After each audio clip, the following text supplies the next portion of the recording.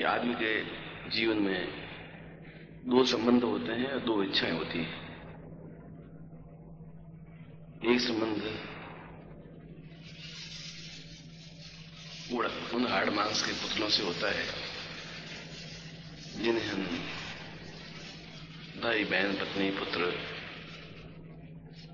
का एक नाम दे देते हैं। हमने उनको बनाया नहीं, उसमें हमारा कोई योगदान नहीं। किसी को हमने पिता बनाया हो, मां बनाया हो, हमने कुछ नहीं बनाया, वे बन गए। कोई हमारा जबरदस्ती पिता बन गया, कोई हमारी जबरदस्ती मां बन गई, कोई हमारा दादी बन गई, कोई नानी बन गई। हमारी इच्छा से हमने किसी को पिता या पुत्र नहीं बनाया। ये संयोग था कि हमने उसके घर में जन्म ले लिया और वे पिता बन गए या मां बन गए। और जिसको हमने बनाया नहीं तो उसके प्रति हमारा कोई उत्तरदायित्व भी नहीं है, जिम्मेवारी भी नहीं। जब हमने उनको वचन भी नहीं दिया कि हम तुम्हारे घर में जन्म लूंगा, तो हमारा उनसे कोई संबंध भी नहीं है। उनका संबंध हमसे है, हमारा उनसे कोई विशेष संबंध नहीं है। एक सामाजिक उत्तरदायित्व जरूर है, और यह सामाजिक उत्तरदायित्व मनु ने सबसे ज्यादा हमें पथभ्रष्ट किया है। एक भक्ति मार्ग से, ज्ञान मार्ग से, चैतन्य मार्ग से हमें एक दूसरे रास्ते पर डाल दिया और हम विषय वासनाओं में, छोटेपन में, क्षुद्रताओं में, घटियापन में, लालच में, स्वार्थ में, दंभ में अपने शरीर को, मन को मैला करते रहे, अपवित्र करते रहे। तो यही कारण है कि वह शरीर धीरे धीरे क्षीण होता जाता है। और हम दूसरी गलती, एक गलती तो हमने की नहीं जिसकी सजा हमें भुगतनी पड़ रही है, क्योंकि इसकी वजह से हम उस आनंद से वंचित हो गए जो आनंद एक गुरु के सानिध्य में रहना था, गुरु के हृदय में उतरना था, प्रकृति के बीच रहना था, पर्वतों के बीच अटखेलियां करना था, हिमालय से गले मिलना था, मानसरोवर झील में प्रेम की नाव में घूमना था। उनसे हम वंचित हो गए। वह वास्तविक सुख था और हम उस चक्रव्यूह में उलझ गए जो हम चाहते नहीं थे, जबरदस्ती हम पर थोप दिया गया। और मनु ने समाज की कल्पना कर दी। मनु से पहले समाज जैसी कोई चीज नहीं थी, कोई समाज नहीं था। और मनु ने एक समाज बना करके एक पत्नी बना दी, एक पुत्र बना दिया, एक बाप बना दिया, एक भाई बना दिया, कहा कि आपस में पारस्परिक संबंध है।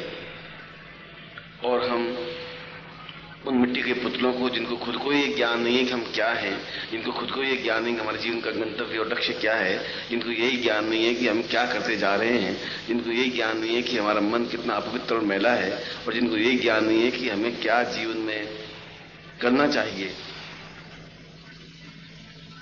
वे केवल भागे जा रहे हैं, दौड़ते जा रहे हैं और जाते जाते एक अंधकूप में जाके गिर जाते हैं। चेतते नहीं है, सावधान नहीं होते हैं। और जो खुद सावधान नहीं है वो अपने बेटों को या अपने परिवार वालों को सावधान कैसे कर सकते हैं? उनके मन में दीपक जलता नहीं है, घोर अंधकार है। और उस अंधकार में वे व्यामूढ़ अंधे जैसे व्यक्ति होता है, वो टटोलता हुआ, ठोकरें खाता हुआ, सिर फोड़ता हुआ बराबर बढ़ता जाता है और किसी न किसी खड्डे में गिर जाता है। ठीक हमारा समाज, हमारा परिवार वैसा ही है, जिसमें झूठ, द्वेष, छल, कपट एक अंधों की तरह बराबर आगे बढ़ते जा रहे हैं। उनको खुद को पूछे कि तुम्हारे जीवन का लक्ष्य क्या है, उनको ज्ञात नहीं है। तुम क्या चाहते हो यह भी ज्ञात नहीं है। जिन चीजों की हमने कल्पना नहीं की वो चीज हम प्राप्त करते जा रहे हैं। और जीवन का एक दूसरा भाग तब शुरू होता है जब आदमी विवेक पैदा होता है, जब पुण्योदय पैदा होता है, जो कई जन्मों के पुण्य उदय होते हैं, तब एक जीवन में गुरु मिलता है जिनसे हमारा कोई संबंध नहीं होता, जो हमारा माँ बाप, भाई बहन, संबंधी रिश्तेदार नहीं होता है, मगर फिर भी वह सबसे ज्यादा प्रिय होता है गुरु को अपना शिष्य, शिष्य को अपना गुरु। और वो इसलिए प्रिय होता है कि उनसे एक जुड़ाव होता है, एक आत्मीयता होती है, प्रेम होता है। वह एक रास्ता गतिशील कर सकता है, हमें बता सकता है कि हम क्या करें और किस प्रकार से इस अंधेरे में रोशनी की किरण बिखेरे, जीवन को आलोकित कैसे करें, जीवन को उन्नतिशील कैसे करें। तो लड़का ने यही किया। उसने कहा कि हम कितना सोना खाएंगे, चांदी कितनी खाएंगे, खा ही नहीं सकते, ऑपरेशन हो जाएगा। हम भोजन कितना करेंगे, 20 रोटी खा नहीं सकते। जब जीवन इतना ही है कि इससे ज्यादा जीवन पचा नहीं सकता, तो हम इसके लिए क्यों भाग रहे हैं? क्या कोई ऐसा क्षण आ सकता है कि हम भूखों मर जाएंगे? ऐसा तो जीवन में क्षण आएगा ही नहीं। क्योंकि संसार में ऐसा कोई पक्षी, मनुष्य तो बहुत अलग बात है, कोई पक्षी रात को भूखा नहीं सोता। ये पक्षी भी भूखे नहीं सो सकते, हम भूखे कहां से सोएंगे? और रही बात पत्नी की, यह एक मोह है। जो शादी नहीं करते हैं वे सोचते हैं हाय शादी कर लेते तो शायद बहुत कुछ उपलब्धि कर लेते हैं। जिन्होंने शादियां की उनकी उपलब्धियों को आप देख लें। अगर वे महान बन गए हों, हिमालय के शिखर बन गए हों, दिव्य बन गए हों, उदात्त बन गए हों, पूरे भारतवर्ष में उनका नाम हो गया हो, उन्होंने कुछ एक अन्वेषण कर दिया हो, उन्होंने कुछ ऐसी उपलब्धि प्राप्त कर ली हो जिस पर देश गर्व कर सके, तो हम एक ही जगह 2, 4, 6 शादियां भी कर सकते हैं। हमारे पूरे परिवार में, आसपास वातावरण में, पड़ोसियों में आप देख लें कि क्या किसी ने कुछ प्राप्त किया। मुझे तो रोज जितने मिलते हैं वे सभी इसी बात का रोना रोते हैं कि हम परिवार से दुखी हैं, अपने पिता से दुखी हैं, मां से दुखी हैं, घर से दुखी हैं, अपने आप से दुखी हैं, तनावग्रस्त हैं। ऐसा कोई व्यक्ति मुझे नहीं मिला जिसने कहा कि मैं बहुत सुखी हूं परिवार में रहकर के। तो जहां दुख ही व्याप्त होना है तो हम दुख के बीज क्यों बोए? वह जीवन नहीं। अगर जीवन का आनंद लेना है तो एक मस्ती है, एक आलम है, एक गुनगुनाहट है। भौरा कुछ प्राप्त नहीं करता मगर गुनगुन करता हुआ गुनगुनाहट करता रहता है। झरने को कुछ प्राप्त नहीं होता मगर फिर भी वह एक संगीत गाता रहता है। लहरों को कुछ प्राप्त नहीं होता मगर वह फिर भी एक गीत गाती रहती है, क्योंकि उनके कुछ होते नहीं, कोई संबंधी नहीं होते, कोई रिश्तेदार नहीं होते। केवल एक पथ प्रदर्शक होता है, एक रास्ता दिखाने वाला होता है, एक मार्गदर्शक होता है, जिसको अपने जीवन में गुरु कहा है। और वो गुरु परीक्षा कब ले लेता है, कैसे ले लेता है, किस प्रकार से ले लेता है, इसका कोई स्कूल नहीं है, क्लास नहीं है, 6 बजे घंटी बजी आप क्लास में बैठे और परीक्षा और में बैठ गए, ऐसा कुछ नहीं है। पर किसी क्षण चलते फिरते उठते बैठे परीक्षा ले लेता है और अपनी सतर्क आंखों से देखता रहता है कि इसके मन में कितने कुतर्क, कुविचार और किस प्रकार से छल छद्म है और किस प्रकार से मुझे हानि पहुंचाने की चेष्टा कर रहे हैं या अपने आप को पथभ्रष्ट कर रहे हैं। मैं बोलता कुछ नहीं। उस व्यक्ति की क्षमता होती है कि भगवान का कठोर दंड उसके ऊपर बहुत जल्दी गिरता ही है, बर्बाद कर देता है। जो जीवन बनाने चला था वह जीवन अपने आप में विनाश कर देता है, समाप्त कर देता है। रोगी, ग्रसित, परिवारहीन और नाना व्याधियों से युक्त। जब हाथ में दीपक स्तंभ नहीं है, जब हाथ में दीपक नहीं है, जब हाथ में रोशनी नहीं है, जब हम उस चक्र में उलझते जा रहे हैं जो चक्र हमारा है ही नहीं, वे हमसे एक उम्मीद रखते हैं क्योंकि उनका स्वार्थ है। रोज सैकड़ों बेटे मरते हैं, उनके पीछे वो पागल नहीं होते, 2 आदमी रोते हैं। रोज सैकड़ों पिता मरते हैं, रोज सैकड़ों मां मरती हैं, रोज सैकड़ों पत्नियां मरती हैं, रोज सैकड़ों पति मरते हैं। कौन केस के पीछे समाप्त हुआ एक भी उदाहरण नहीं है पिछले 200 साल के इतिहास में। और जीवन यथावत गतिशील होता रहता है। तो जीवन का आनंद नहीं है। जीवन का आनंद तो एक प्रातःकालीन एक मधुर संगीत है जहां पक्षी खुद चहचहाट करते हैं, जहां हवा खुद गुनगुनाहट करती है, जहां पत्ते झूमते हैं, जहां बसंत की हवा बहुत कुछ कहती जाती है और प्रकृति का प्रत्येक पौधा, प्रत्येक फूल, प्रत्येक पत्ती एक नवीन उमंग के साथ में एक गुणगान करती रहती है। यदि आप गुनगुनाहट को सुन सकें और सुनने के अपने पास कान हो, तो उनके पास गुरु शब्द के अलावा कुछ नहीं होता। क्योंकि नानक ने स्वयं ने कहा है कि संसार की सब चीजें नाशवान है ही, ये मेरा अनुभव है। केवल गुरु है जो नाशवान नहीं है, कि उसके बाद में फिर एक गुरु है जो कि हमारे अंदर विराजमान है। बाहर का गुरु नहीं है, तो हमारे अंदर का एक गुरु है जो हमें रास्ता बताता रहता है कि ये गलत है। इस गलत रास्ते में चल के हजारों करोड़ों लोग भटक गए, मिला उनको कुछ नहीं। और जितने उच्च कोटि के वैज्ञानिक, योगी और सन्यासी और साधु, आइंस्टीन और नेपोलियन, अशोक और चंद्रगुप्त जो बने, तो उन्होंने परिवार का मोह किया ही नहीं। उन परिवार से अपना कोई संबंध नहीं रखा। उनको ये ज्ञात नहीं था कि मेरी कोई पत्नी है, शादी की, उनको ये ज्ञात नहीं मेरी पत्नी है, एक पुत्र है, एक बंधु है, बांधव है। उन्होंने उसके लिए कोई संचय नहीं किया, क्योंकि उनसे उनका कोई संबंध नहीं था, क्योंकि उसके माध्यम से वे उच्चता प्राप्त कर नहीं पाते थे। केवल उच्चता प्राप्त कर पाते हैं अपने अंदर के उस गुरु से, और बड़े सौभाग्यशाली होते हैं जिनको सजीव गुरु मिल पाते हैं। और वे उच्च कोटि के होते हैं जो प्रकृति के संगीत को सुन पाते हैं, जिनका प्रातःकाल गुरु पूजन से प्रारंभ होता है, जिनका सायंकाल गुरु पूजन से समाप्त होता है, दिन भर मस्ती के खुमारी में रहते हैं, जिनके हाथों के 10 ज्ञानेन्द्रियां, कर्मेंद्रियां बराबर गतिशील रहती हैं। उनके लिए सोने, चांदी, हीरे, जवाहरात ये काठ के टुकड़े हैं कि उनके बटोरने वाले तो लाखों हैं।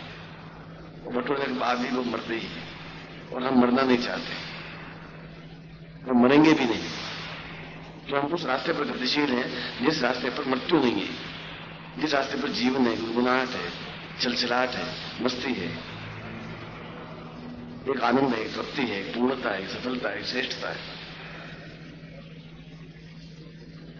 और आप उसी रास्ते पर गतिशील हैं। हो सकता है आज उसका मूल्य आप नहीं आंक सके,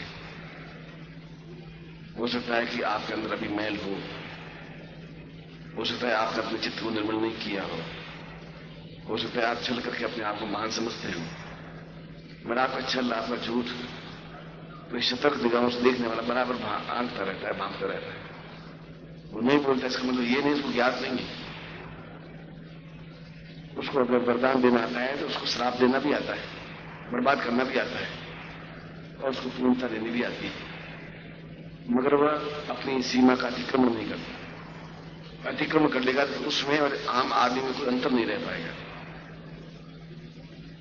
और जिस जगह पर पहुंचा है वो आम आदमी फिर बनना नहीं चाहता। नानक का यही संदेश है। नानक ने कहा कि नानक दुखिया सब संसार है, ये संसार सारा दुखी है। जो गुरु को भजत, राम को प्यारो, वही है जग में सार, नानक दुखिया सब संसार। जो गुरु को भजता है, हरदम गुरु को स्मरण रखता है, जिनकी उंगलियां गुरु के कार्य में घटित होती हैं, जिनकी आंखें गुरु को देखने के लिए तरसती हैं, जो गुरु को देखते ही होठों पर मुस्कुराहट आ जाती है, जो गुरु के चरणों में अपने आप को समर्पित कर देता है, सुख उसको कहते हैं, आनंद उसको कहते हैं, तृप्ति उसको कहते हैं, पूर्णता उसको कहते हैं, दिव्यता उसको कहते हैं। और यह है तो आप उस एक्सपेरिमेंट करके देखें, उसमें एक आनंद है, तृप्ति है, और फिर अपने दूसरे लोगों को भी देखें। एक बार घर जाके देखें कि वे लोग कितने दुखी हैं, कितने व्याकुल हैं। उनको पूछिए कि आपको कोई तकलीफ तो नहीं है, तो आपको 50 तकलीफें बता देगा। तो आप मेरी बात को तकलीफ है ही नहीं, मैं मस्ती में, मुझे कोई चिंता है ही नहीं, आराम से उठता हूं, स्नान करता हूं, भगवान के भजन से काम शुरू करता हूं, दिन भर मस्ती के आलम में गुदगुनाता रहता हूं, और शाम को चादर दान करके आराम से सो जाता हूं। इससे बड़ा सुख जीवन का कुछ है ही नहीं। उसमें कर्म भी है और कार्य भी है। यह आपका सौभाग्य है, यह मेरा सौभाग्य है कि आपने धीरे धीरे आलस्य कम होता जा रहा है। मैं ऐसा नहीं कहा कि आपका आलस्य समाप्त हो गया है। जिसका आलस्य समाप्त हो जाता है उसके दिन और रात दोनों समान हो जाते हैं। फिर रात नहीं रहती, फिर दिन भी नहीं रहता, फिर 24 घंटे उसके होते हैं। वो सोचता है कि शरीर तो घिसता रहता है, इस शरीर का मैं ज्यादा से ज्यादा उपयोग कैसे करूं, क्या करूं, किस प्रकार से अपने कार्य को पूर्णता दूं, जो मुझे कार्य सौंपा है उस कार्य को मैं संपन्नता कैसे दूं। क्योंकि बैठ करके, रो करके, खा करके, नींद लेकर के भी उस कार्य को संपन्न कर सकता हूं, मगर वह तो एक मृत्यु है। नींद अपने आप में आधी मृत्यु है, आराम अपने आप में संपूर्ण मृत्यु है। यदि आप सोएंगे, आराम करेंगे, तब भी वैसा ही सांस चलेगा। जब आप काम करेंगे तो शरीर वैसा भी चलेगा। काम से शरीर घिसता नहीं है, आराम से शरीर बढ़ता नहीं है। ये हमारे मन के एक मनोभाव है, ये न्यूनता है, ये घटियापन है, जिनसे हम उबर नहीं पाए। जब उनसे नहीं उबरते तो हमारा मन भी शुद्ध नहीं हो पाता। मन से शुद्ध होकर के आत्मलीन हो जाने की क्रिया उस लड़का नाम में थी जिसने गुरु के चरणों में अपने आप को रख दिया और आज वह प्रसिद्ध हो गया। उसका नाम हमारे होठों पर आ गया। ये छोटा सा प्रसंग है, मगर जीवन का एक सारभूत प्रसंग है। ये तथ्य है कि हमारे जीवन का उद्देश्य, लक्ष्य क्या है और क्या हम लक्ष्य की ओर बढ़ रहे हैं या खड़े हैं, क्या पिछड़ रहे हैं, क्या हम दौड़ रहे हैं। हमारे जीवन का लक्ष्य को प्राप्ति के लिए समय कम बचा है और हम उसका कैसे उपयोग कर पा रहे हैं। ये चिंतन, यह विचार, मैं आपको देखूं और आपके चेहरे पर मुस्कुराहट हो, आप मुझे देखें और मन में हर्ष उल्लास हो, आनंद उन्मुख, बस जीवन का सारभूत सत्य है। ऐसा ही जीवन आपको मिले, मैं ऐसा ही आपको आशीर्वाद देता हूं और कल्याण कामना करता हूं और प्रतिक्षण आपकी मुस्कुराहट के इंतजार करता रहता हूं। मैं बार फिर आपको ऐसे आशीर्वाद देता हूं। आज गोमाष्टमी है और त्रेता युग का प्रारंभ दिवस है। व्यक्ति या शिष्य और गुरु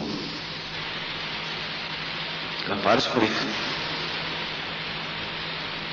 संघर्ष पूरे जीवन भर चलता रहता है, क्योंकि गुरु बनने की क्रिया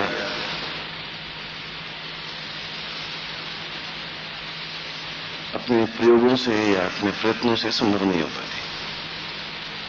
यह तो कई कई जन्मों के कार्य, पुण्य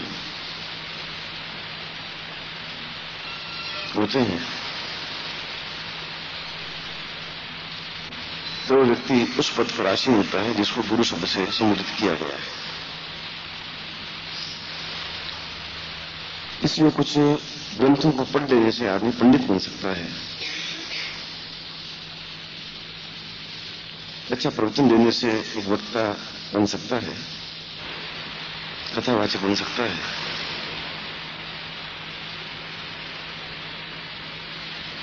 अच्छी भीड़ इकट्ठे करने वाले व्यक्ति को एक सभा योजक कह सकते हैं, परंतु गुरु नहीं कहा जा सकते। रामकृष्ण परमहंस को भी जीवन में गुरु नहीं कहा गया, इसलिए कि उनमें गुरुत्व जैसी कोई चीज थी नहीं। वे काली के उपासक थे और काली को साक्षात भी उन्होंने किया था। न फिर भी कहीं पर भी उनका नाम के आगे गुरु शब्द संबोधित नहीं किया गया। ऐसा कहकर के उस महापुरुष के प्रति मैं कोई न्यूनता नहीं बरत रहा हूं, मैं तो पूरे इतिहास की पुनरावृत्ति कर रहा हूं। साधक के रूप में वे निश्चय ही श्रेष्ठ थे और पिछले जीवन के कुछ न्यूनताओं की वजह से निश्चय ही वे सिद्धाश्रम के बाकी थे और सिद्धाश्रम से ही इस भूभाग पर आए थे। फिर भी उनकी पूर्ण रूप से कुंडलिनी जागृत हुई नहीं थी। और कुंडली जागृत नहीं होने की अवस्था में व्यक्ति एक दूसरी अवस्था में पहुंच जाता है। उसको तुरीय अवस्था कहते हैं, उन्माद अवस्था कहते हैं, उन्मत्त अवस्था कहते हैं। और वहां आके कुंडली उनकी रुक गई। इस विवेकानंद भी गुरु नहीं बन सके।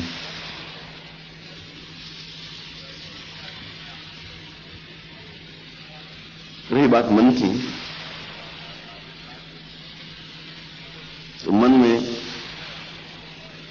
मन शब्द 2 अक्षरों से बना है और मन का मतलब है पारस्परिक संघर्ष। संघर्षो इति मनवेति, मनवेति संघर्षात् मतः पूर्वादुच्यते भावात्मा यह संगति सह पार्थव। श्री कृष्ण ने 18वें अध्याय में कहा है कि अर्जुन, मैं तुझे समझा रहा हूं कि तुम और कुछ मत कर, और तुम और कुछ कर भी नहीं सकता, मगर तुम अपने मन पर नियंत्रण प्राप्त कर ले। और आश्चर्य की बात यह देखिए कि यही श्लोक गीता का दूसरे अध्याय में भी आया है, यही श्लोक गीता का 18वें अध्याय में भी आया है। ये श्लोक क्या 2 बार कृष्ण ने उच्चारित किए, या कहीं शास्त्र की गलती हो गई, या गीता में कहीं पुनरावृत्ति हो गई? पुनरावृत्ति तो दोष होता है। कोई शब्द 2 बार तो नहीं आता, 2 बार तो श्लोक में उच्चारित होता है। वो गीता में फिर ये 2 बार ऐसा क्यों हुआ? वह 2 श्लोक में अंतर है। जहां दूसरे अध्याय में कृष्ण कह रहे हैं कि तू मन में स्थित हो जा, प्रज्ञा मन पर नियम को समझा ले, क्योंकि वह संघर्षशील है। मन का अर्थ है संघर्ष। यह मैं कह रहा हूं। अब मेरे शब्दों पर ध्यान दीजिए, क्योंकि मैं तुम्हारा गुरु रूप में तुम्हारे पास बैठा हूं, तुम शिष्य रूप में ही हो। और यह संबंध तुम्हारा मेरा कई जन्मों का है और अगले कुछ जन्मों में भी रहेगा। ये श्लोक जब 18वें अध्याय में कह रहा है, तब कृष्ण कह रहे हैं कि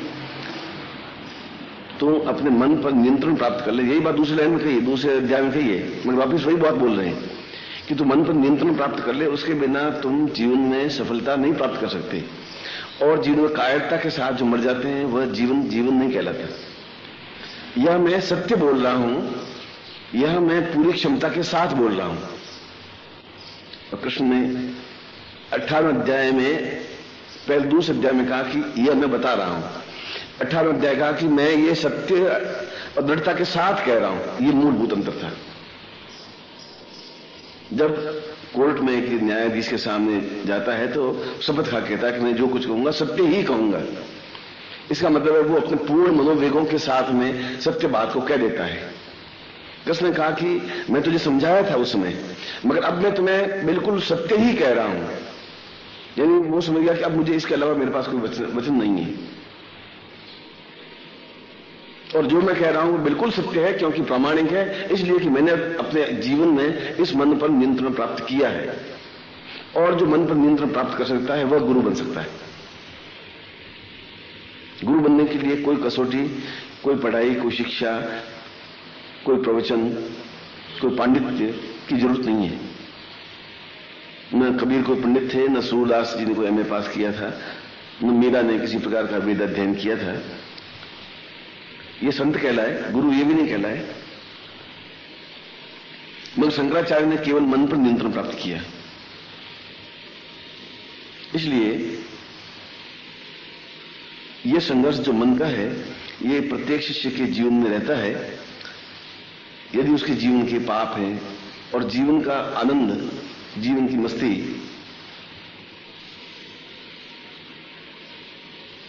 इस संघर्ष में विजय प्राप्त होने की क्रिया को कहते हैं। मन एक बार खींचता है विषय की ओर, झूठ की ओर, छल की ओर, कपट की ओर, दूसरों के बहकावे में आकर के अपने आप को निराशा में धकेलने की ओर, और किसी का अहित पहुंचाने की भावना की ओर, चालाकी की ओर, धूर्तता की ओर। और ये सब अर्जुन ने किए पूरे 18वें अध्याय में ही बात है। अर्जुन ने मक्कारी के साथ कहा कि हां तुम जो कह रहे हो मान लेता हूं। झूठ के साथ कहा कि अच्छी बात में खड़ा हो जाता हूं, मैं युद्ध करूंगा। असत्य के साथ कहा कि मैं पार्थ अर्जुन कृष्ण में तुम्हारी बात मान रहा हूं, मगर एक बार भी उठा नहीं, युद्ध के लिए समर्थ नहीं हुआ। उसने वे सारे उसके अंदर जो छिद्र थे, जो प्रत्येक व्यक्ति के मन में जो छिद्र होते हैं, जिनको पाणिनि ने व्यभिचारी भाव कहा है या संचारी भाव कहा है। संचारी भाव का मतलब है जो आते हैं और जा सकते हैं, वे संचारी भाव कहे गए। और ये 33 संचारी भाव प्रत्येक व्यक्ति के जीवन में होते ही हैं। झूठ, छल, कपट, क्रोध, अहंकार, धोखा देने की प्रवृत्ति। और गुरु प्रयत्न करता है कि ये इनके संचारी भाव जो है मिट जाए। इसके लिए उनको कई तरीके समझाता भी है, डांटता भी है, डबड़ता भी है, मगर जो मन पर नियंत्रण प्राप्त कर लेता कि ठीक है, उन्होंने कहा मैं उसकी आज्ञा का पालन करूंगा, मगर मेरा कर्तव्य, मेरा धर्म क्या है यह मुझे करना है। मैं एक व्यक्ति के सामने कम से कम छल नहीं करूंगा। एक व्यक्ति ऐसा है जिसके सामने मैं बिल्कुल अपने आप को नमन कर लूंगा। संसार में एक व्यक्ति ऐसा रखूंगा जहां मैं बिल्कुल मन पर नियंत्रण प्राप्त करते हुए अपनी बात को स्पष्ट करने की हिम्मत रखूंगा। एक व्यक्ति ऐसा मेरी जिंदगी में होगा जहां सत्य ही बोलूंगा। कम से कम संसार में एक व्यक्ति को ऐसा चुनूंगा। और यह 33 संचारी भावों की जगह एक संचारी भाव जब उसके मन में आ जाता है, वह एक संचारी भाव मन कहलाता है। और ये मन बराबर डावाडोल रहता है। और इस डावाडोल मन की वजह से व्यक्ति एक भटकता रहता है। वह जिंदगी भर शिष्य रहता है या केवल श्रोता बनता है। आप श्रोता हैं या शिष्य हैं, मैं आज की तारीख में कुछ नहीं कर सकता। हो सकता है कि मैं कहूं और आप 15 मिनट बाद भूल जाएंगे, तो आप श्रोता हैं। मैंने कहा और आपने अंदर उतार लिया तो आप शिष्य हैं। बहुत बारीक रेखा है दोनों के बीच में। और उस गुरु के, जो गुरु और शिष्य के बीच में एक पर्दा सा है, एक आवरण है, एक जीना सा, एक चादर है, उसको माया कहते हैं। माया का मतलब है कि गुरु भी उससे खेलता रहता है, देखता रहता है शिष्य को कि इसके 33 संचारी भावों में से कितने कम हुए। और वो कई तरीकों से उसको उकसाता भी है, देखता भी है, कोशिश भी करता है। और इस प्रकार वह चलते फिरते, उड़ते बैठते किसी विषय में परीक्षा ले लेता है। और शिष्य हर बार भ्रमित होता है और पूरा जीवन उसका भ्रमित अवस्था में बीत जाता है। जैसे राम का, कृष्ण का बीता, जैसे विवेकानंद का बीता, जैसे कबीर का बीता, जैसे सूर्य का बीता, जैसे तुलसी का बीता। एक भ्रमित अवस्था में बीता है। वे समझ नहीं पाए कि मुझे संत बनना है, ज्ञानी बनना है या गुरु बनना है। संत और विद्वान केवल अपना कल्याण कर सकते हैं। तुलसीदास ने कहा कि मैं अपने मन को संतुष्टि देने के लिए रामचरितमानस की रचना कर रहा हूं। अपने आप को संतुष्ट देने के लिए कर रहा हूं। वह आत्मा में जाने की कोशिश करता है, मगर जो अपनी आत्मा को, अपने मन को, अपने विचारों को, अपनी व्यापकता को पूरे लाखों लाखों में फैला देता है, वह गुरु होता है। इसलिए 18 अध्याय में उस गीता में कहना पड़ा कि मैं तुम्हें सत्य कहता हूं। अब जो बोल रहा हूं वो बिल्कुल सत्य है। अब तुम मेरे ऊपर भरोसा कर। अब मैं तुम भरोसा नहीं कर रहा था, पर अब मैं जो बोल रहा हूं उसको तो मानता हूं कि मैं सत्य ही बोल रहा हूं।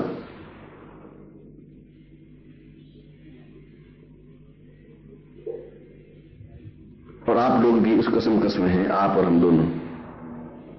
कई बार इसमें गुरु परास्त हो जाता है, कई बार शिष्य परास्त हो जाता है। गुरु भी हार जाता है इसमें, क्योंकि उसकी एक लिमिट वो क्रॉस नहीं कर पाता। वह गला पकड़ के उसको उन संचारी भावों को दूर नहीं कर सकता। वह तो अंदर परिवर्तन होने की क्रिया है। और मन का तात्पर्य है कि मैं न, जहां मेरा अहंकार है, मेरा शरीर, मेरा मन, मेरे प्राण, मेरा सर्वस्व, मेरा धन, मेरा यौवन, मेरा कार्य, ये है ही नहीं, मेरा तो है ही नहीं। जो मेरा नहीं है उसके प्रति मैं मोह कैसे रख सकता हूं? मगर उसके बावजूद भी उसके संस्कार ऐसे होते हैं कि बस होता है, सुनता है और वापस उसी पटरी पे चलने लग जाता है। और मैंने आपको कृष्ण ने अर्जुन को कहा कि तू और किसी की बात मत मान, मगर जीवन में संसार में एक व्यक्ति को तो ऐसा मान ले जिसकी बात तू मान ले। बस तो भीष्म की बात मत मान, तो द्रोणाचार्य की बात मत मान, अपने और किसी की बात मत मान, मां की भी बात मत मान, अपने पिता की भी बात मत मान। मगर कोई तो एक व्यक्ति जिंदगी में खड़ा कर जिसके सामने तू सत्य बोल सके, हिम्मत के साथ अपनी बात कह सके और सत्य ही सत्य उच्चारण कर सके। यह बात मैं तुम्हें सत्य ही कह रहा हूं। योमाम पश्यति सर्वत्र। अपने मन को, अपने अहंकार को, अपनी तुम्हारे बीच में पर्दा डालने की कोशिश कर रहा हूं, समझा रहा हूं।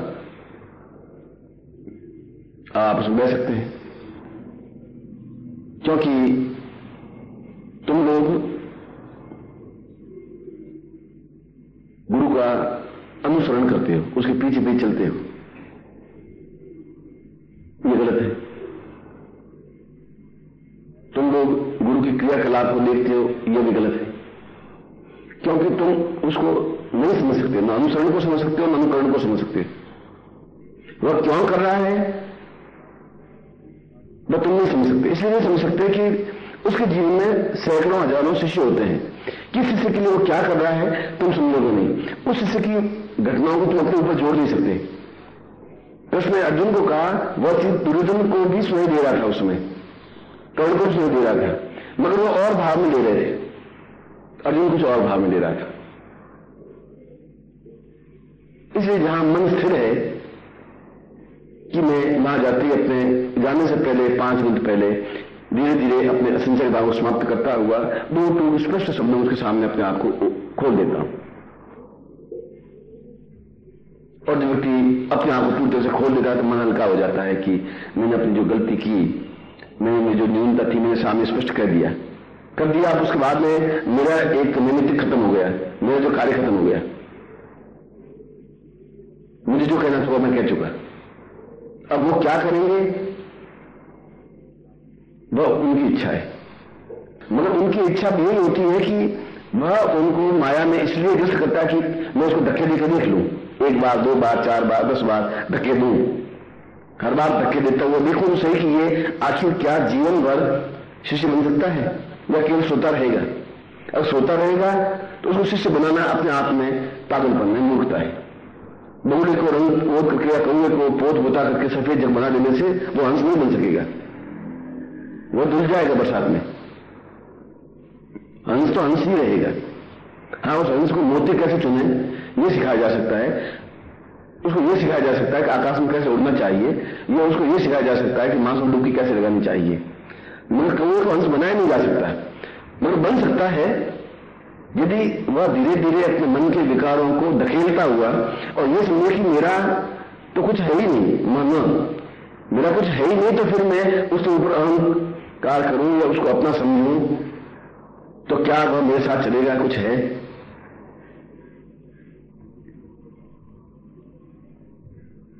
विवेकानंद को एक बार आने में देर हो गई, रामकृष्ण पालन के आसपास आज्ञा दी। आज्ञा में, आज्ञा पालन में 1 सेकंड का अंतर कई युगों का अंतर होता है। कहा और किया वह यह गुरु शिष्यता है। तो गुरु कहने से पहले 10 बार सोचेगा, शिष्य को करने से पहले सोचने की जरूरत नहीं है। यह अंतर है दोनों में। जब गुरु आज्ञा देगा 10 बार सोचे क्या इसकी क्षमता है, क्या मैं इसको कहूं 40 किलो वजन उठा, क्या मैं इसको कहूं 24 घंटे तो जागता रहे, 2 महीने जागता रहे, तो गुरु 10 बार सोचेगा। इसलिए 10 बार सोचने के बाद 11वीं बार आज्ञा देगा। और शिष्य 1 सेकंड भी देर कर दी तो शिष्य नहीं रह पाएगा। और विवेकानंद ने आने में 5 मिनट लगा दिए। रामकृष्ण भगवान ने कहा कि क्या बात है, काफी क्षण बीते, तुम विलंब से आए। विवेकानंद ने मैं आपके सामने आने के लिए तैयार हो रहा था, कपड़े बदल रहा था, लंगोट बदल रहा था, चोला पहन रहा था, खड़ाऊ पहन रहा था, थोड़ा अपने आप को ठीक संवार रहा था। उसने कहा कि जब तुम मृत्यु की ओर जाओगे, जब मौत के आगोश में जाओगे, तब भी तुम पूरी तरह तैयारी करोगे, अपने आप को सजाओगे, खड़ाऊ पहनोगे, फिर उस समय फिर चोला ढंग से बदलोगे, फिर मुंह को वापस धोओगे, फिर केस को संवारोगे, तैयारी होने के बाद जाओगे। वह तो एक क्षण के लिए तुम एकदम से रवाना होना पड़ेगा तुम्हें। जब मृत्यु के पास जाने के लिए एक क्षण की भी विलंब नहीं कर सकोगे, तुम्हारे हाथ में नहीं रहेगा, तो उस आज्ञा का पालन में भी तुम्हारे 5 मिनट फिर कैसे लगे? ये मन की अवस्था होती है। और मन की अवस्था में फिर काम, क्रोध, लोभ, मोह, अहंकार, ये विकार होते हैं, ये दुष्प्रवृत्तियां होती हैं। और ये व्यक्ति शिष्य को गुरु में समर्पित होने देते ही नहीं। अर्जुन अंतिम क्षण तक भी समर्पित नहीं हो पाया, आज्ञा पालन तो किया, समर्पित नहीं हो पाया, पूर्णता प्राप्त नहीं कर पाया। और आखिर मृत्यु के बाद में न वो राज्य कर पाया ढंग से, और न ढंग से मृत्यु को प्राप्त कर पाया, और न सिद्धाश्रम में जा पाया। ये ऐसा क्यों हुआ? इसलिए कि पूर्ण रूप से समर्पित नहीं हो सका, पूर्ण रूप से अपने मन को उनके साथ जोड़ नहीं सका। और गुरु के साथ, गुरु बार बार आपको गुरु है, उनकी ड्यूटी एक परीक्षा ले कि मैं परख लूं, थोड़ा टटोल करके देख लूं ये कौवा है या अंश बन गया है। तो उसको कई बार उसको फटकारेगा, डांटेगा, आदेश देगा, रात्रि मेरी जगह कभी कुछ काम सौंप देगा, गाय चराने के लिए भेज देगा, घास मंगवाने के लिए भेज देगा, कोई ऐसा काम सौंप देगा, 2 ऐसा काम सौंप देगा। उसमें उसका कोई स्वार्थ नहीं, आपको स्वार्थ लग रहा है क्योंकि आप अनुकरण कर रहे हैं कि गुरु क्या कर रहे हैं, और फिर आप अनुसरण करने लग जाते हैं। क्या चाहे उन्होंने ऐसा किया तो मैं भी ऐसा करूं, वो मिठाई खा रहे हैं तो मैं भी मिठाई खाऊं। ये अनुकरण और अनुसरण दोनों ही बीच में गैप पैदा करते रहते हैं। ये माया है कि माया के ये 2 भेद हैं, जहां अनुकरण अनुसरण करते हैं, हम किसी का अनुरूप बनने की कोशिश करते हैं, वही गड़बड़ हो जाती है। हम जब मन में स्थित हो जाते हैं और अपने आप में स्थित हो जाते हैं कि एक व्यक्ति को मुझे चुनना है, उस व्यक्ति के सामने मुझे 2 स्पष्ट रूप से अपनी बात को कह देना है, और उनकी आज्ञा पालन ही मेरे जीवन का एक अभिन्न अंग है, उसमें फिर एक स्वभाव बन जाता है उसका, तो उसको प्रयत्न नहीं करना पड़ता, वो ऑटोमेटिक हैबिट बन जाती है। यहां खुजली आती है तो मुझे कुछ सोचना नहीं पड़ता, तो मैं हाथ से खुजला लेता हूं, उसमें पलक झपकाने के लिए मुझे प्रयत्न नहीं करना पड़ रहा है। ये पलक झपकना अपने आप में ऑटोमेटिक क्रिया बन जाती है। जहां मन को, मैं को विसर्जन करने की क्रिया होती है, वहां शिष्य बनने की प्रारंभ स्त्री बनती है। जहां शिष्य बनने की क्रिया प्रारंभ होती है, तब उसके लिए बाकी सब कुछ गौण हो जाता है, आज्ञा पालन रह जाता है, मगर फिर वापस उसी जगह कि मेरा तो कुछ है ही नहीं, आज्ञा पालन किया, आज्ञा दी, मैंने पालन कर लिया, कि वो पालन करना मेरा फर्ज था, धर्म था, मगर ये मेरा कुछ है नहीं।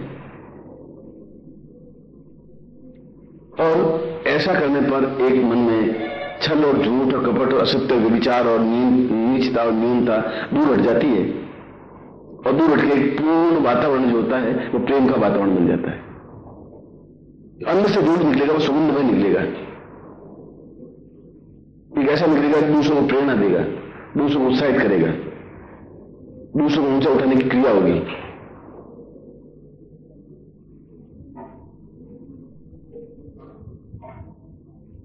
वह एक आनंद है, वह एक जीवन की मस्ती है कि जब हम किसी के प्रति समर्पित हों, और समर्पित होने का मतलब है कि अपने आप में उन संचारी भावों को बिल्कुल परे हटा करके समर्पित हो, 1 सेकंड के लिए हो, चाहे 10 साल में एक बार हो, मगर धीरे धीरे जब वो एक स्वभाव में फॉर्मेशन हो जाएगी, तब वो बिल्कुल शांत निर्विकार भाव से अपनी बात को स्पष्ट रूप से कह सकेगा। मेरी ड्यूटी में कहूं, वो मैंने पूछा या नहीं पूछा, जो मैंने देखा है, जो मैंने परखा है, जो मुझे आज्ञा दी है, जो मुझे कार्य सौंपा है, क्यों सौंपा है मुझे, यह मेरे सोचने की बात नहीं है, क्योंकि मेरा कुछ है नहीं, ये शरीर मेरा है नहीं, ये जीवन भी मेरा नहीं है, ये धन, यश, मान, पद, प्रतिष्ठा मेरी कुछ है नहीं, ये तो अपने आप आएंगी और चली जाएंगी। सैकड़ों लोगों को यश मिला, सैकड़ों लोगों को वापस बदनामी मिली, सैकड़ों लोगों को पद मिला, सैकड़ों लोग पद से नीचे उतरे, सैकड़ों लोग वीर कहलाए, सैकड़ों लोग मरे, तो ये स्थायी है ही नहीं। और जब शिष्य ऐसा नहीं कर पाता तो एक गुरु के मन में व्यथा पैदा होती है, और वह गैप बना रहता है, एक डिफरेंस बना रहता है, एक संदेह बना रहता है, एक भ्रम बना रहता है, वो ब्रह्म बना रहता है। वह फिर गुरु अपने मन में स्थित हो जाता है कि अब इनके कर्म ही ऐसे हैं, इनको करने दीजिए। मैंने अपने से प्रयत्न किया। दूसरे अध्याय से प्रयत्न करके 18 अध्याय तक ले आया है कृष्ण, पूरा इतना अंतराल बिताया है। और यहां तो भी कहा कि मैं कह रहा हूं ये सत्य है, अब मान जा तुम। मैं सौगंध खा के कहता हूं ये सत्य है। और तो अर्जुन खड़ा हुआ। और मैं भी आज जन्माष्टमी के अवसर पर आपको ये पूर्ण सत्यता के साथ कह रहा हूं कि गुरु माया का आवरण आप पर डालेंगे, डालते हैं, डालते जाएंगे। और आपके ये सारे 32 जो संचारी भाव हैं वे आज जन्माष्टमी के दिन समर्पित हो जाने चाहिए, समाप्त हो जाने चाहिए। अग्नि में एक आहुति दे देनी चाहिए। और जो एक भाव रहे उस भाव को छल, छद्म, द्वेष, झूठ, कपट रहित जो अपना आत्मा है वह विसर्जित कर देना चाहिए गुरु के चरणों में, गुरु के प्रति। कोई पत्नी के प्रति समर्पित कर देता है, कोई धन के प्रति कर लेता है, मगर जीवन का आनंद प्राप्त नहीं कर पाते। इसलिए यह पर्व आज का दिन एक चिंतन का है, एक विचार का है, एक एहसास करने का है कि क्या मैं पूरे निश्चय के साथ सेवा कर रहा हूं या सेवा का ढोंग कर रहा हूं? क्या पूरे निश्चय के साथ आज्ञा पालन कर रहा हूं या आज्ञा पालन का ढोंग कर रहा हूं? क्या पूरी क्षमता के साथ गुरु के सामने सत्य बोल रहा हूं या सत्यवादी बनने का ढोंग कर रहा हूं? ये खुद ही विचार करें। और कभी कभी इस विचार में एक जीवन के 1000 जीवन बीत जाते हैं, तो कभी कुछ समय में ही वो अपने आप में पूर्ण रूप से सिद्ध प्रज्ञ हो जाता है, पूर्णता प्राप्त कर लेता है, अपने आप में लीन हो जाता है, अपने आप को विसर्जित कर लेता है। और अर्जुन विसर्जित हुआ, खड़ा हुआ, गांडीव लिया और अपने गुरु के ऊपर तीर चलाया, अपने दादा पर तीर चलाया, अपने पिता पर तीर चलाया, अपने परिवार पर तीर चलाए, क्योंकि उसको ये ज्ञान हो गया कि अब ये सत्य बोल रहे हैं। अब इसके बाद में तो कुछ भ्रम संदेह की बात ही नहीं है। अब मैं अगर युद्ध नहीं करूंगा तो फिर विजय प्राप्त नहीं कर पाऊंगा, क्योंकि ये मेरे है ही नहीं, ये मेरे साथ चल नहीं सकते। जो मेरे नहीं है उनके प्रति मोह होना भी नहीं चाहिए। 20 मुसलसैया पर पड़े हुए थे और मन में चिंतन था कि कृष्ण आए और एक क्षण के लिए मुझे मिले। और ऐसा विकल्प 3, 4, 6 दिन से चल रहा था। और एक दिन रात्रि को, आधी रात के समय कृष्ण उसके पास पहुंचे। विष्णु ने कहा कि आधी रात के अवसर पर आप, उसने कहा कि तुम 6 दिन से मुझे याद कर रहे हो और तुम्हारा मन छटपटा रहा है। न तुम जीवन जी पा रहे हो, न तुम मृत्यु को जी पा रहे हो, दोनों बीच में तुम झूल रहे हो। इसलिए कि तुम कभी मन स्थिति में आ ही नहीं पाए, एकाग्र नहीं हो पाए, कभी मुझे समझा ही नहीं, कभी मुझ में विसर्जित हुए ही नहीं, कभी मुझ में केंद्रीभूत नहीं हो पाए, कभी अपने आप को समर्पित किया ही नहीं। इसलिए वह सब दारुण व्यथा तुम झेल रहे हो, क्योंकि इस पूरे परिवार के तुम एक पितामह हो, मगर वह एक ढोंग, वह छल, वह झूठ, वह पाखंड तुम्हारे साथ चलता रहा और यह दारुण व्यथा तुम्हें भोगनी पड़ रही है।